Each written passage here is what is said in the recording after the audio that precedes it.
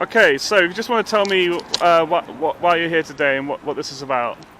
This is obviously a Black Lives Matter protest because it's 2020 and black people are still seen as a threat, and we're described as thugs.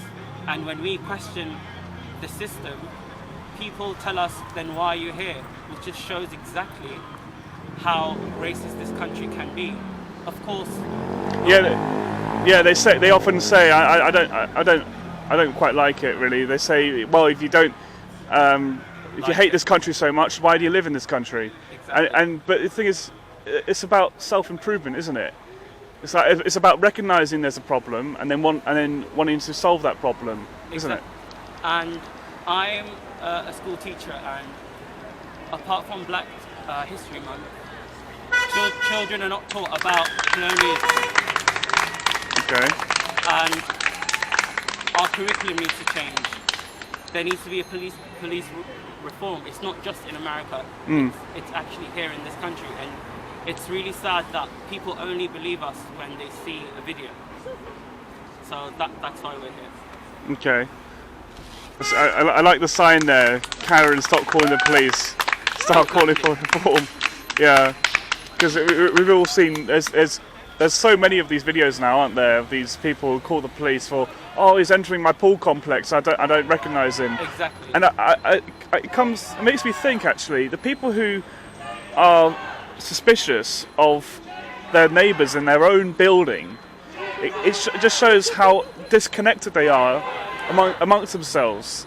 Because it's the white residents harassing the black residents. But if they actually, when they moved in, if they actually made an effort to speak to their neighbours, introduce themselves, say, "Hello, this is who I am," and get to know them, we wouldn't have these sorts of situations, would we? Exactly. Yeah.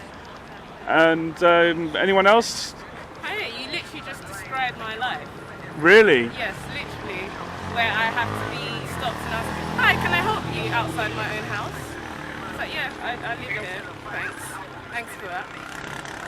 Unbelievable. Do you have other sorts of experiences? Yeah, since I moved to West London less than a year ago now, and my whole life, nearly 30 years, I've never had any issues or encounters with anyone. Okay. Coming to a predominantly white area for the first time, I've had maybe 6 encounters. 6 encounters. So you're local to here in Chiswick? Yeah. Right. Whereas living in a predominantly mixed multicultural area, never had any issues. Interesting. But all of a sudden, moving here. Yeah.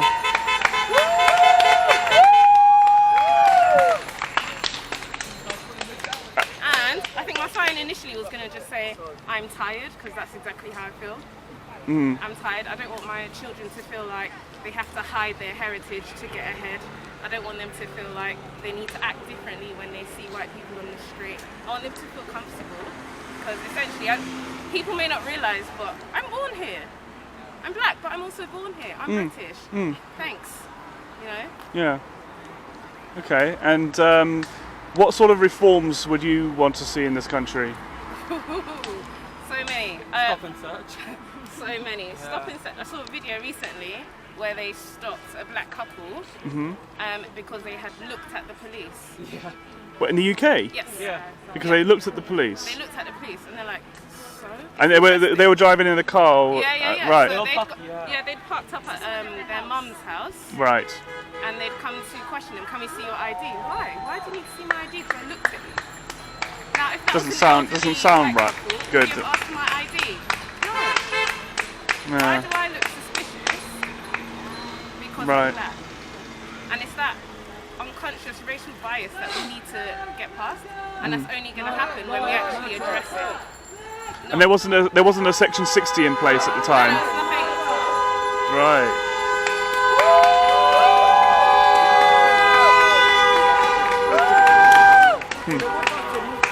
Oh, we're moving, are we? Okay. Thanks for your time, guys. Thank you. Cool. So, what brings you to Turnham Green today? I've seen you've been making some chants and doing probably most of the shouting. Last week was my first ever protest in my life. for anything, it was at Hugh Green last Sunday. And there was people of all colours, of all backgrounds in unification.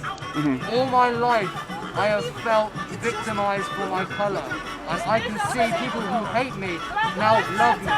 There is a chance to heal, there's a chance to bring the community together, and we cannot waste this chance to educate and learn together. It's not about pointing fingers, it's about bringing people together for positive change. Yeah. That's why I did this. This is the first time I've done anything like this in my life. Wow. And this is not going to stop.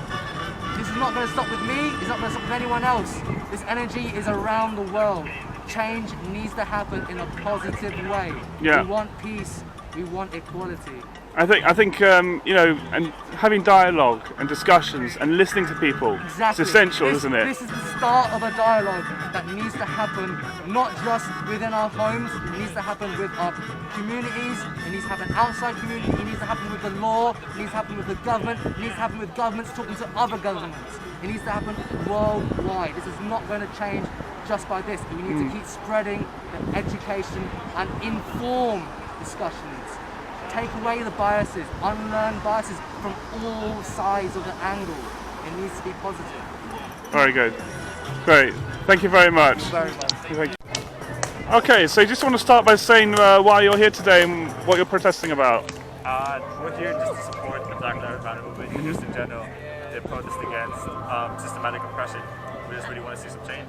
It's really important that we use our white privilege and our voice to do this and to at least show solidarity, if not fight for change even more. Okay, and would you say you've experienced white privilege? Definitely. I think so, yeah, definitely think so.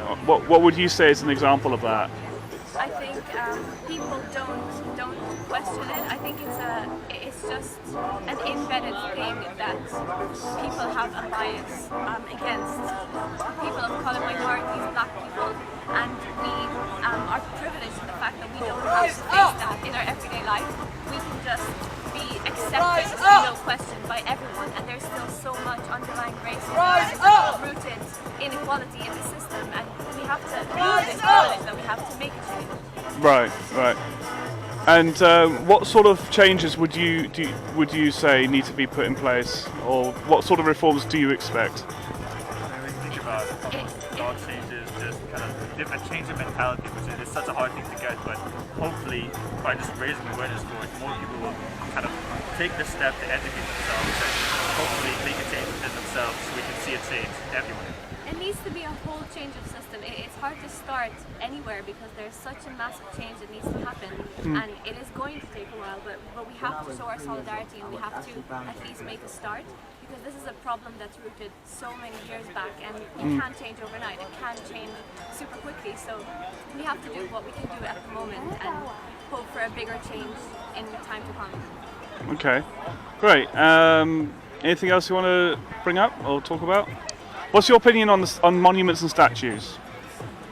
I think it's definitely important to recognize who those people were, and it's nice that there has been an update in the thinking and not to just commemorate and idolize figures of the past who may have had views that we currently disagree with and obviously have changed, because how could you take a piece of history where the mindset of everyone was so different and so developed since then and still use that today to idolize? I think that's something that needs to be revisited and definitely revised, because it doesn't always apply right now as well, so Okay. it's important to revisit. Yeah. I mean, I'll admit, when this statue of Edward Colston was torn down in Bristol, I wasn't aware that he was a slaver until it was all over the news. See, that's another thing. Absolutely, People yeah. aren't aware. This is part of this whole movement, making everyone aware of this long-term systematic oppression and the fact that people aren't even aware of. Guys down there, People we're who going they to Stephen idolise. Lawrence. So when I say his name, say Stephen Lawrence. And what would you say? Say his name. Can be very loud now. Just trying to think what else to ask. His name. See, the crowd's gone down a bit. Say his name. Black Anything else you want to talk about? Bring attention to? I think we've covered it. We're just here to show our solidarity and to show our support, and hopefully we can actually make a change and use this momentum that we haven't seen in years to actually make a long-term change and not just a trend. Great. Thank you very much. Thank you for your time.